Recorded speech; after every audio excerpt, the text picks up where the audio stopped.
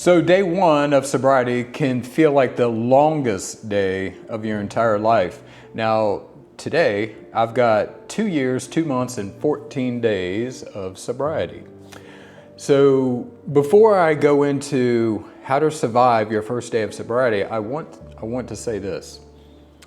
I'm very involved in recovery and sobriety. And so the first thing I want to tell you is,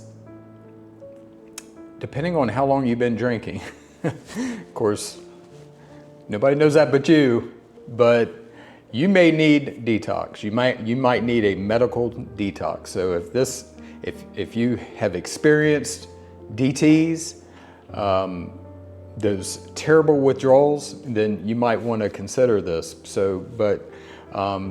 Your first day of sobriety, it's going to be uncomfortable, no doubt. It's going to be scary. It's going to be overwhelming. You're going to have these thoughts. So what I want to do is to let you know that you are not alone. There's been a ton of people, millions, that have done this just like you're doing it today. Everybody. I'm around a lot of people in recovery. This month we're celebrating 3 different people who have over 50 years of sobriety. And then you have everybody in between. You got 1 year, a lot of 1 years. I'm around a lot of people with sobriety. Okay, so my point is this. No matter if somebody's got 6 months or 50 years of sobriety, everybody started with what we're talking about today. Everybody had that first day of sobriety. So you are not alone. I'm going to share some practical tips with you that will hopefully make this go a little easier for you. All right, let's be real. We all know it is common knowledge, even the worst drinkers out there, everybody knows there is not 1 drop of alcohol that's good for you. We know it, it's not good for our health, but tell that to a guy like me who drank vodka starting at 7 o'clock in the morning for years. All right, we all know that. So whether you're deciding to quit for good or just testing the waters of sobriety, today's going to be tough. That first day is going to be really tough. You're going to have cravings, emotions, boredom. Some of that could all hit you all at once. But here's the truth. If you can get through today, then you can build on that one day, and then all of a sudden you're building on day 2. And then you're going to build on day 2, and then all of a sudden you got day 3. And then all of a sudden you're going to wake up and you're going to like, man, I've been sober an entire week. I didn't even think that was possible. I did not think it was possible. I had no idea. I was a maintenance drinker starting at 7 until I passed out at night. Every day, 7 days a week. I drank vodka like most people drink, normal people drink water or tea. That was my drink of choice in general, was vodka. So I get it, I'm with you, been there, almost died a few times. And I'm telling you, if you can get through, see, everybody's heard 1 day at a time. That's a common phrase in recovery, 1 day at a time. Look, sometimes it's 1 minute at a time or 1 hour at a time. Get it? Okay, let's get with the tips. The first one is to stay busy. Idle time is the worst. If you're just sitting there with your thoughts, that could be the worst thing you could do for yourself today, if this is your day 1. Even if it means cleaning the house, reading a book, getting out for a walk, going to meet with somebody, which is optimal. But the goal here isn't perfection. The goal is distraction from temptation. That's all you're doing here, because if this is your day 1 and all you can think about is alcohol, then you're going to end up drinking. You've got to take your mind away from alcohol, away from the temptation, and distract it. And whatever that, you know what that is, but just anything you can do, even if it's to binge watch a TV show that you really like. Grab yourself a big Coke, Diet Coke, whatever, in a big tub of popcorn, if it means sitting there for 4 hours just doing that and binge watching. You have to distract away from the temptation. This is not a day to starve yourself. You're already taking something out of your life, for today at least, that you're used to having. So this is not a day to starve yourself. You need to drink well and eat well today. All right, drink lots of water. Even if you're not a water drinker, you need to drink lots of water and eat a lot of food. Eat whole foods, fruits, vegetables, meats, proteins. What this is going to do is fueling your body will help stabilize your mood, and it's going to make the cravings a lot easier to handle today. So you're putting yourself in a position to win by fueling your body. So make a plan of attack today so far as eating and drinking well while you're staying off alcohol on day one. Don't do it alone. All right, so isolation is the enemy right now. In my case, as a drinker for 25 years, hardcore 25 years, I was really good at being alone, even though I was married and had family and had a few friends. If I was in a room full of people, I was still alone. I was still feeling alone. And you know, really, my alcoholism disease wanted me to be alone in the dark with a bottle.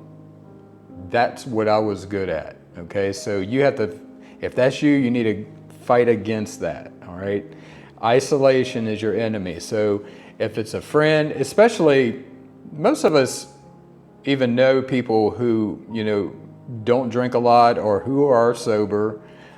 Even if we are drinkers, we know some of those people. Those are the people you need to hang around. Somebody who's going to have your back and support you. Not be thinking that, you know, you need a drink because you're feeling like crap, because you're going to feel like crap at first. All right. So I'm a strong proponent of AA. I'm going to do some other videos on this because I see people online and they're putting down AA, and I'm like, dude, it's been around for like 90 years and helps millions of people in 150 countries. So anyway, this putting down AA, it is viable today. I go to meetings almost every day. I see hundreds and hundreds of people's lives changed on a monthly basis. And so anyway, I'm not preaching AA to you today, okay? But what I'm getting at is this. Some kind of meeting, recovery meeting, whatever it is that will help you if you know it. Now, I can tell you there are AA Zoom meetings, no charge to you. You can just jump on there, just Google it. They're there. You can Zoom it. You can get on your phone and be on an AA meeting. I know there's meetings right now that are 24/7, 365 days a year. There's always opportunity.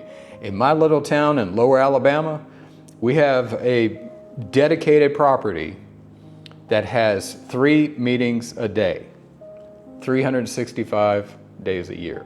There is some place, wherever you live, there is some place that is just like that. The key today is not to do this alone. Strong proponent of being around people that you want to be like, sober people, okay?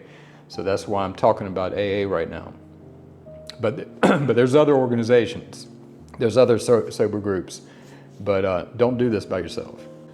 When you're gearing up for day one of sobriety, you need to remove all triggers, whatever those triggers may be, and we know what triggers are, for sure. If you have alcohol in your house, you need to get rid of it. Because if it is in your house and you're trying to stay sober and all you can think about, because you're not taking your mind and putting it somewhere else, and all you can think about is having a drink, guess what you're going to do? You're going to go in there and take a freaking drink. It's what you're going to do. I know as an alcoholic, there's no way I could have alcohol in my house in the beginning stages of sobriety. Today is a little different.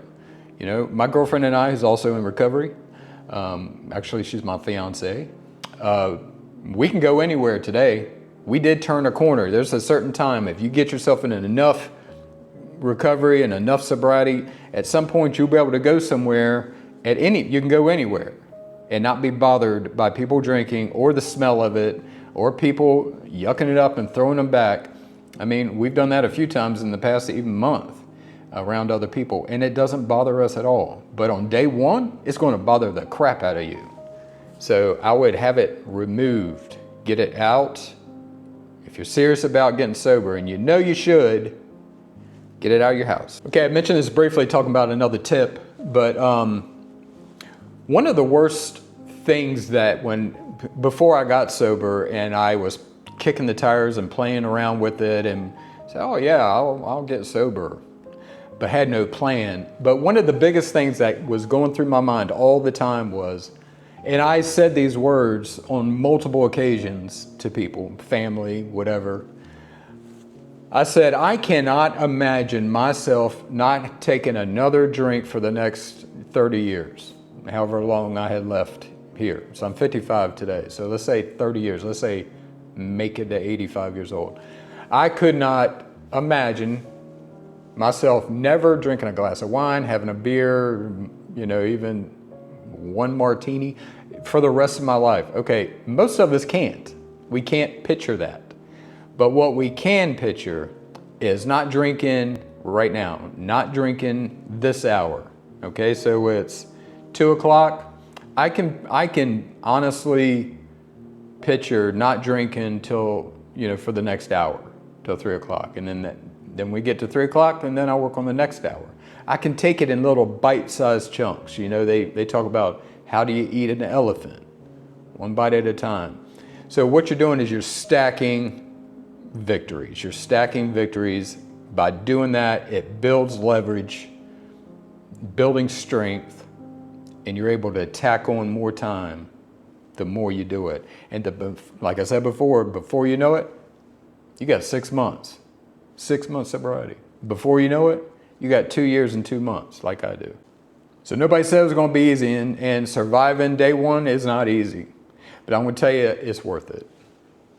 It's the first step to a life that could just very well blow you away. My life today is so incredible. Yes, bad things happen still. Life is life. But really one of the greatest gifts that sobriety and recovery has given me is how I handle bad things. When bad things happen in my life, a deal goes bad, somebody cuts me off in traffic, I just handle it different. You are on your way. You are setting yourself up for massive success with this life of sobriety and recovery. I'm telling you, if you can make it through today, then you can make it through tomorrow. You build on those successes, and then all of a sudden, things are going to start leveling out for you. Your emotions will stop being so volatile. You'll start smiling more. You'll start laughing more. Some of the pains will start to go away. Some of your physical ailments will start to disappear. I promise you, get through this day one, and you'll be happy you did.